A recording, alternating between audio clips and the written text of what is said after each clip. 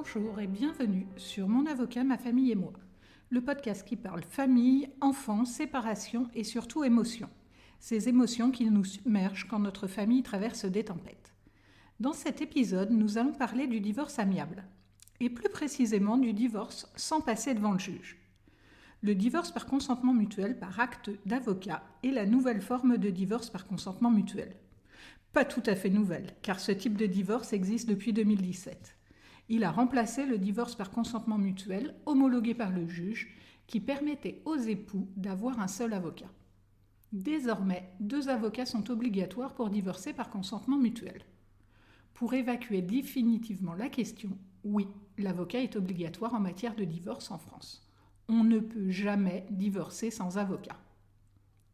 Mais alors, dans quel cas peut-on divorcer sans juge ? Il y a d'abord une question de nationalité.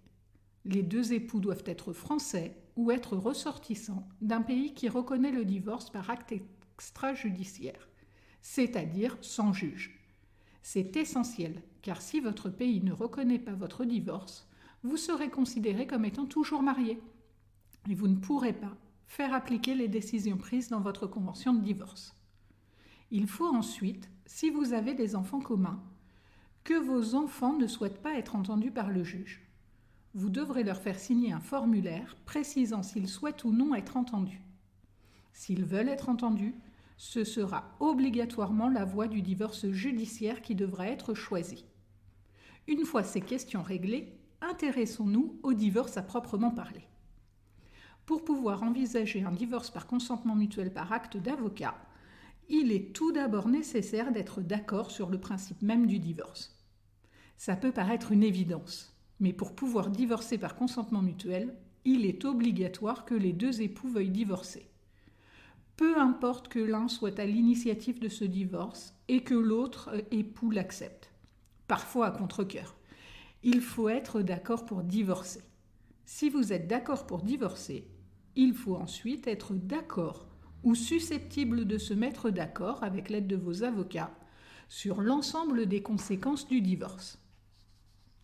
Mais vous allez me dire, qu'est-ce que j'entends par l'ensemble des conséquences du divorce ?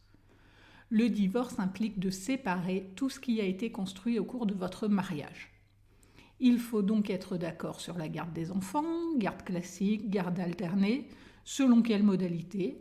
L'un des parents verse-t-il une pension ? De quel montant ? Comment se répartissent les charges exceptionnelles des enfants ?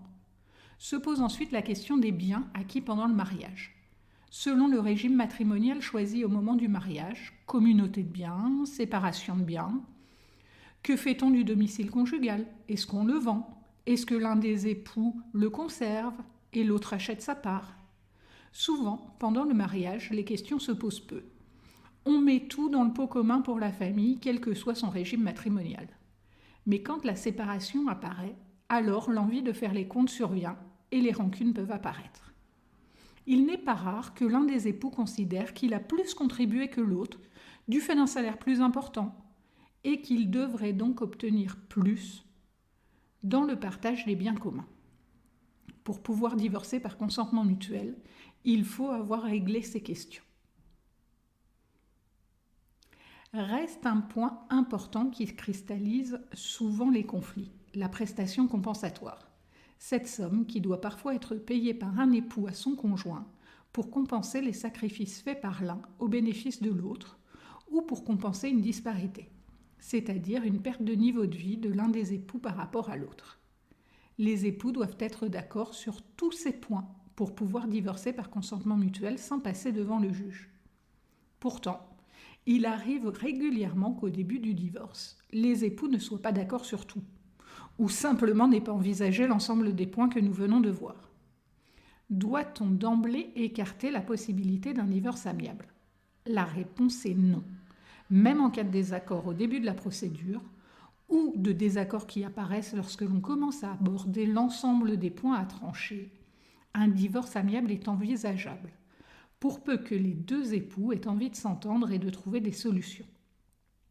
De nombreux outils de négociation ou de mode amiable, tels que la médiation ou le processus collaboratif, qui feront chacun l'objet d'un épisode complet, peuvent être utilisés pour faire émerger des accords qui seront mutuellement acceptables par les époux. Quand les époux ont envie de préserver leurs relations et leurs enfants d'un conflit souvent destructeur, on sait que l'on va pouvoir travailler de concert pour faire sortir le couple par le haut de ce moment compliqué. Cela nécessite souvent d'être patient et de faire preuve de pédagogie avec son client, qui est souvent traversé de sentiments contradictoires. Partons du principe que vous allez recourir au divorce par consentement mutuel. Comment cela se déroule ? Après avoir transmis à votre avocat l'ensemble des documents permettant d'analyser votre situation, vous allez définir avec lui vos besoins, vos priorités dans ce divorce. Qu'est-ce qui est important pour vous ? Quelles sont les marges de négociation dont votre avocat dispose ? Votre avocat va ensuite se rapprocher de son confrère qui est en charge des intérêts de votre époux pour négocier les modalités de votre divorce. Dès qu'un accord complet sera trouvé, vos avocats vont rédiger votre convention de divorce qui définira l'ensemble des aspects de ce dernier. En parallèle, si vous avez un bien immobilier, un notaire doit intervenir et rédigera votre projet liquidatif. Il fera un inventaire de votre régime matrimonial afin de le liquider et définira les attributions, qui garde quoi, en fonction de vos accords. Ces deux documents, le projet de convention de divorce établi par vos avocats et le projet liquidatif établi par le notaire, seront adressés aux époux pour accord. Une fois que tout le monde est d'accord, le projet de convention de divorce est adressé en recommandé à chacun des époux pour faire courir le délai de réflexion obligatoire qui est de 15 jours. Une fois ce délai de réflexion écoulé, vous pourrez signer votre convention de divorce à 4, les deux époux et les deux avocats, obligatoirement en présentiel et en même temps. La convention de divorce signée sera ensuite adressée dans les 7 jours de la signature par les avocats à un notaire pour enregistrement à ces minutes. Le notaire dispose de 15 jours pour enregistrer la convention. Votre divorce devient alors définitif et il ne reste plus aux avocats qu'à procéder aux formalités auprès de votre mairie de mariage pour que la mention de votre divorce soit portée sur vos actes d'état civil, ce qui rend votre divorce opposable à tous. Vous voilà maintenant divorcé. Merci pour votre écoute. J'espère que cet épisode vous a plu et vous donnera envie d'écouter les suivants. Si c'est le cas, n'hésitez pas à me laisser une très bonne note sur les plateformes d'écoute afin que d'autres personnes puissent découvrir mon avocat, ma famille et moi.